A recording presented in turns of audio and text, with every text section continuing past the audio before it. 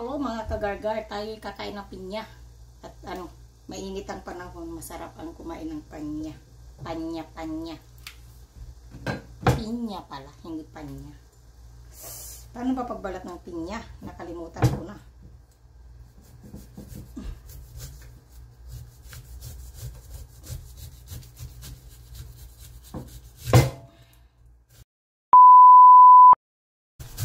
Sobrang hinog na, mabubulok na bukas.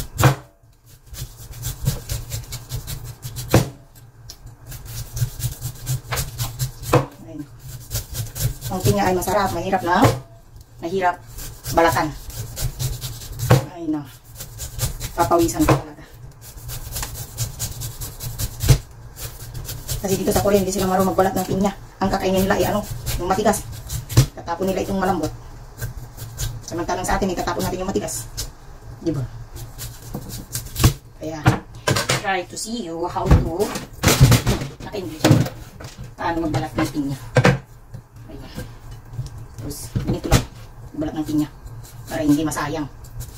Oh, mapuro ng ating.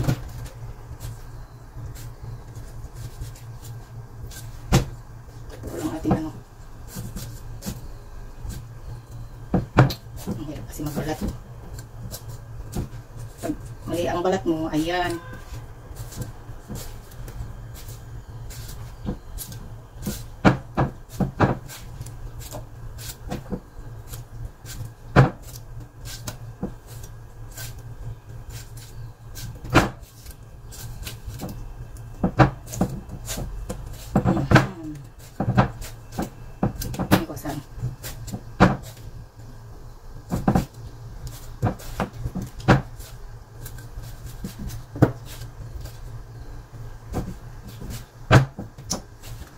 Magbalat ng pinya.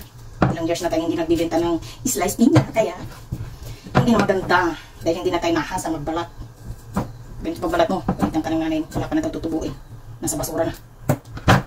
Kaya ay maalala ko yung nanay ko na nagtitinda tuloy. 7 years old ka pa lang, dapat marunong ka na nung magbalat nito, kundi ay nako, mababalatan yung puwit mo. Ay, fast but memorable. Ay, lumaki sa hirap, kaya maraming mga memorable na masaya, mapait, parang din, parang prutas din. Pag hinog, masarap. Pag di pa hinog, mapait. Ganyan ang memories natin ng bata. Tapos din, dahil ito pag nagbalat ka ng pinya, dapat mabilisan at hindi makapal. Dahil kailangan mo pa daw may bibenta kung kabagal-bagal mong kumilos. Ganyan. Tapos tutusukin namin ito, islesin namin maganda. Tapos tutusukin mo naman. Maganda din. Tiyang! Nabalatan ang ating pinya. Uy, ang red-red naman ng lips ko. Meron pang green. Hindi pwedeng kasing may green kasi. Pati sa dila. Kaya, pag ganyan, malinis. Diba? Panahon ng pinya ata dito sa Korea. Mura ang pinya. Regalo lang ito. Dala ng aking anakis. O, diba? Ganda. Kasi, yan. Masarap.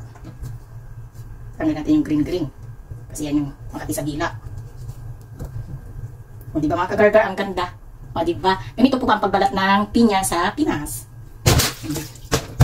Then, I have a 2. Ay, may isa pa. Pa-English ka kasi. Dito nang marunong. Yan.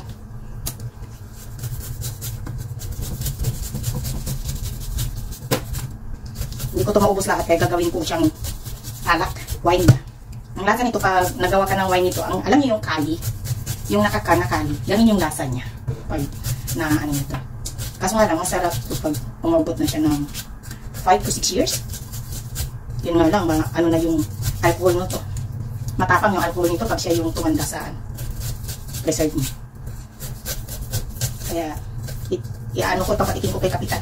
Kaso nga lang, mababa lang yung alcohol na magagawa natin dito kasi may excited to. Mga 100 years. 100 days na natin i-preserve to. Pero kung marami namang pinya dyan sa inyo, magawa kayo ng magawa hanggat umabot ng ilang years yung iba yung tinabitan. Mas masarap. Kasi excited na daw itong Kapitan na to na makainom siya ng kakaibang wine. Kasi ang natitikman niyang wine, yung prutas lang dito, yung blackberry, strawberry, Sinasabi nilang puto yung ubas. Pero never pa daw siya nakatikim ng wine na pineapple. Kaya mag-try tayo ng dalawa para matikman din niya, di ba? Ganyang, ano. Okay.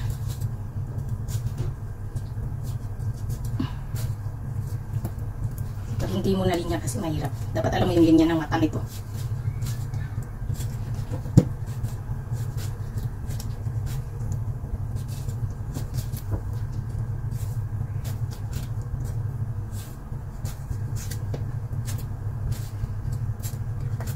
Diba ang tingnan, maraming mata.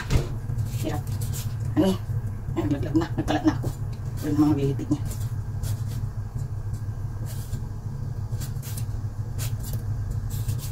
Ayan.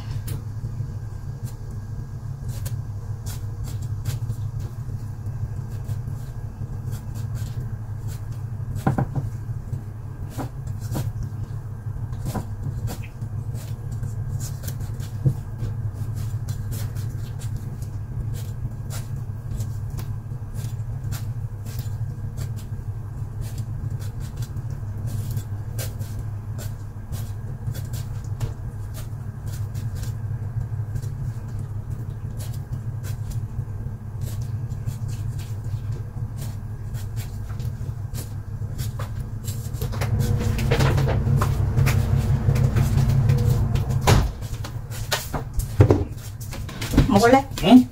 아니, 일단은 그거 하야 보인다 그래. 이거는 안 먹으면 가루술 담근다.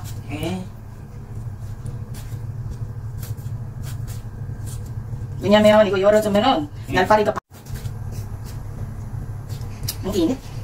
Summer na kasi sa Korea. Sobrang init. Kasi parang Pinas na rin.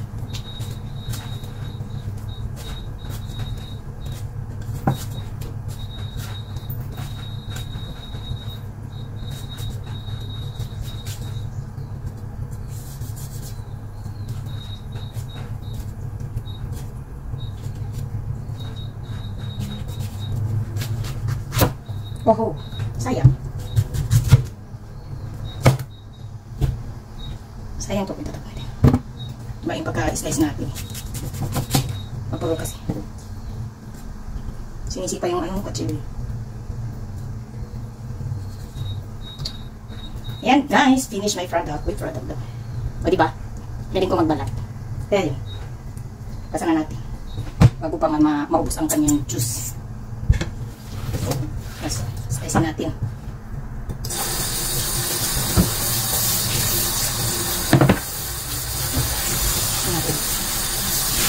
Wow! Okay, yun pa daw. Ayan. Ang ating pinya. Uy, pinya na malasa. Tawag pa rin. Ayan. Guys, matamis daw. Matamis.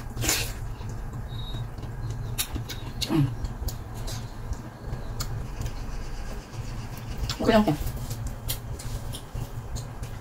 Gawin nga, tanggalin natin, tanggalin ba? Kunin natin yung garapon. Check na natin guys. Ito tayo. Paano ko kaya bro? Paano check? Ha? Mas para?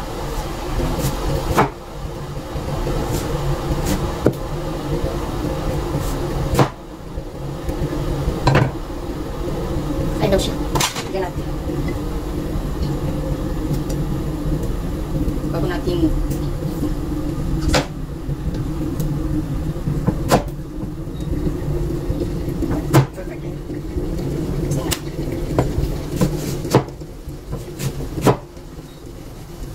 ganito yan guys, oh. Isang tusok dito noon is 5 piso. Ewan ko na ngayon.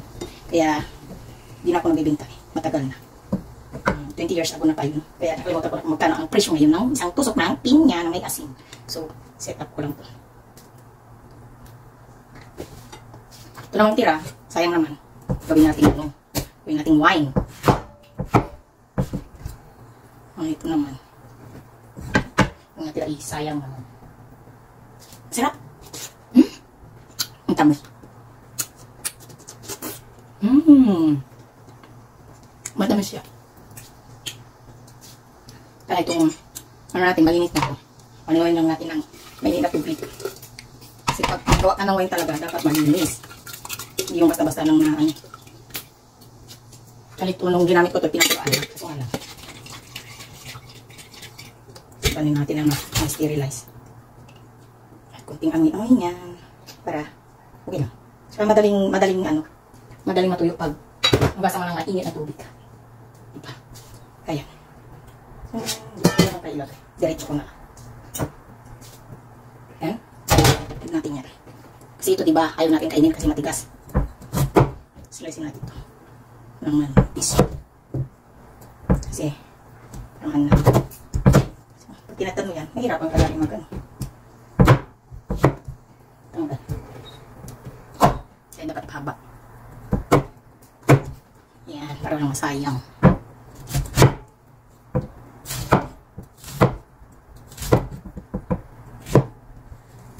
Lagyan natin sa garapon. Uy, mayroong sumama. Take note guys, dapat walang nakasamang ganito pag magagawa kayo ng wine. Ito may itim yung mata. Kaya delikado yan. Yan. Ito parang nanginginig ang aking kamay. Kumain naman na ako. Yan.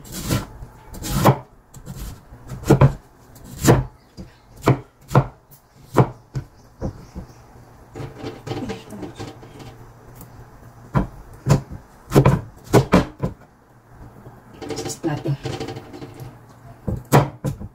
Diba? Natin talaga may iwasan may sumasama. Kaya kung ano makita natin, dapat tunggalin natin yun. Mahirap na. Diba? Ako lang aking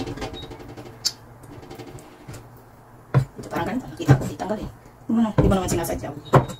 Okay. Saan po mo? Ay, basa na.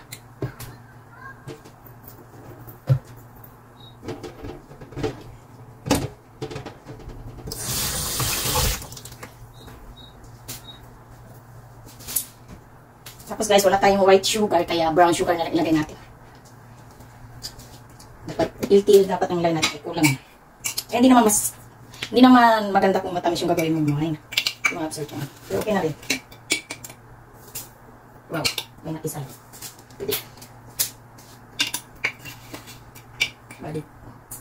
1 cups 3. Tapos ang ilagay natin.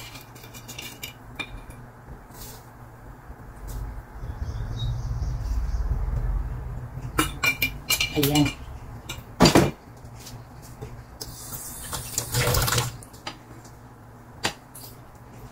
So, tapos na. Ito yung, hintayin natin ng 100 days para magiging wine na siya.